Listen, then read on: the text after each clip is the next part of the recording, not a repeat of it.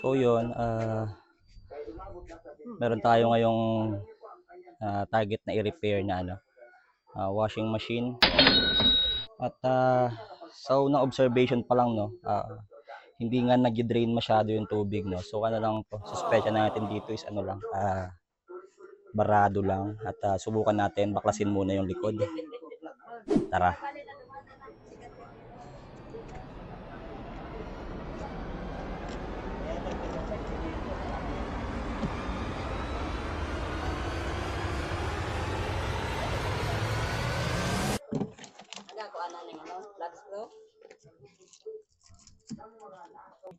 So wala dito yung ano, no. So malamang dun lang sa ano.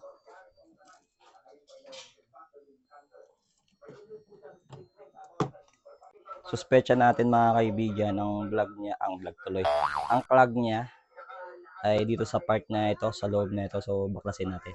Tara.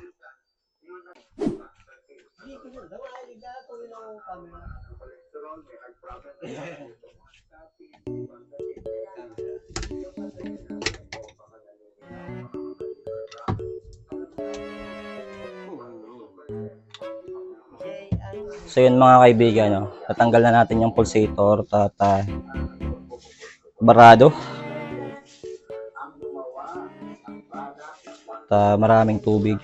So yun. Ito yung first step. After nito, balik tayo dun sa likod para tingnan kung ano pa yung mga problema. So yun mga kaibigan, ang ginagawa namin is sinasalok lang siya. So hindi natin siya pwedeng ibuhos directly kasi nga baka maapektuhan yung motor natin.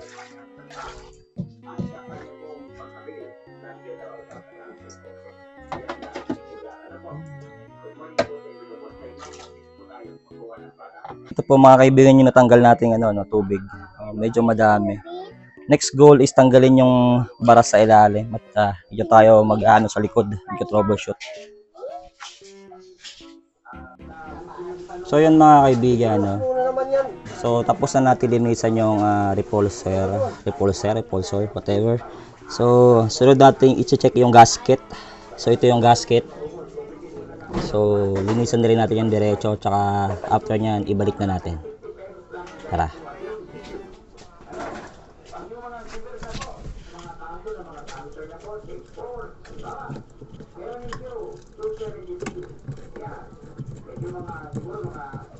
So pinipihit lang siya, no, parang siyang garapon.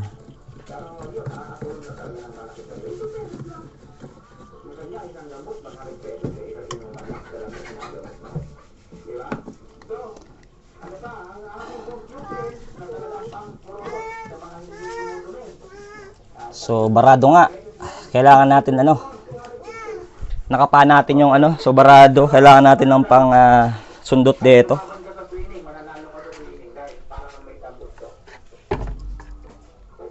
Ayan mga kaibigan yung kamay natin. So dito pa lang sa gasket ang dumi na.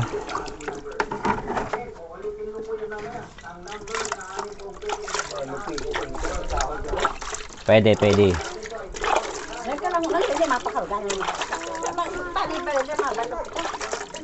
So maghahanap tayo ngayon ng pansundot dun sa drain. At kita mo naman yung gasket, puro putik. At kinapa ko yung kinapa ko yung drain. Ayan, no. Punong-puno ng putik, kaya pala barado. Inimarot man ito kahoy. Again tayo. Dapat yung flexible. So yun mga kapogi. At barado siya, no. So ito, may nahanap akong hose. Mukha naman kakasya da. So subukan natin sundutin yung drain. Tara.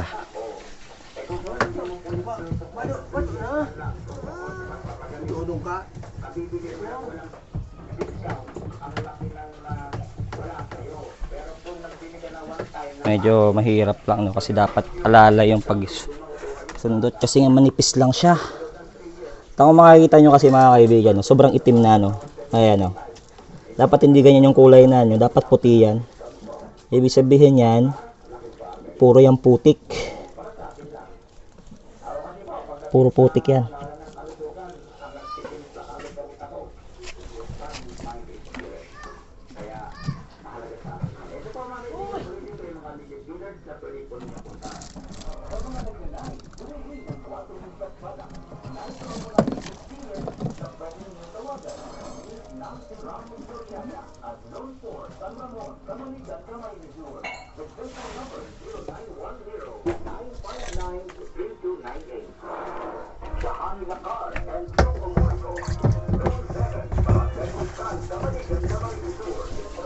Tay. Sunod mo daw, tay.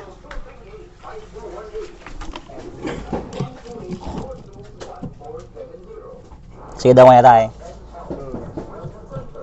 Lolo, lang.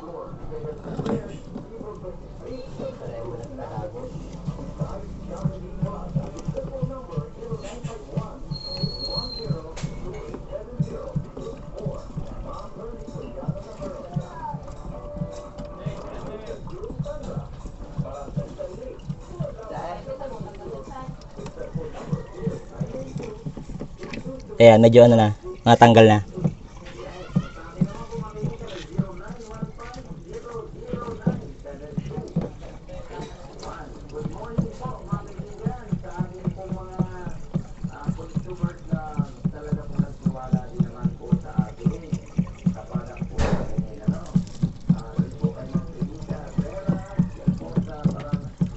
Oh. Okay na tayo. So yun, we manage na na tanggalin yung bara. Kailangan lang himas-himasin yung tubo. So, ganun lang pala siya So, lang, ginawa ko lang is parang hinimas-himas ko lang to para matanggal yung bara. At subukan na natin i-drain ulit. At after nun, ibabalik na natin. And then, testingin na natin kung okay na. Subukan natin kung maganda na yung flow ng tubig.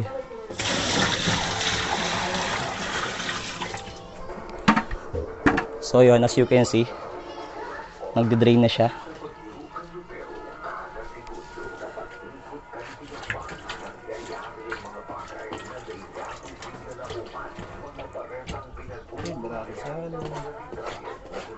So okay na siya. Smooth sailing na yung smooth sailing na, and ibalik na natin.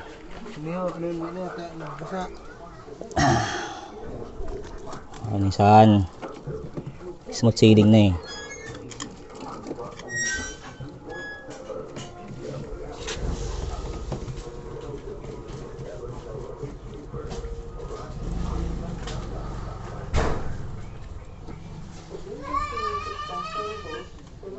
Alright, pwede na tayong matawag na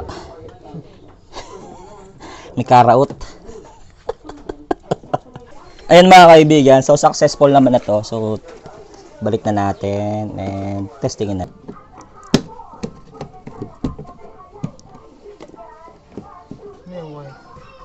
Ground niya.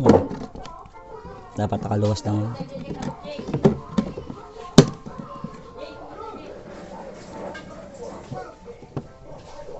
Dapat abrihan pala niyang pagbarado, abrihan niya. Abrihan, may mga bariya ibig sabihin hindi nakakapa yung mga bado.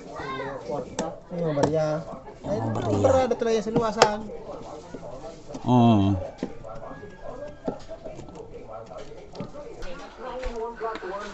So ayun, malinis na. Balik na natin to.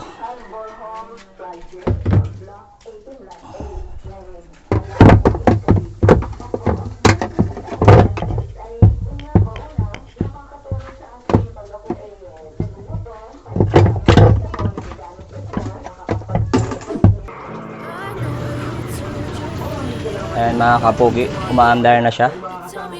At dati hirap na hirap siyang umandar. Ngayon, smooth sailing na ulit siya. So back to normal lang ating washing machine, brought to you by Fuji Denso. And yun lang, uwi na ako.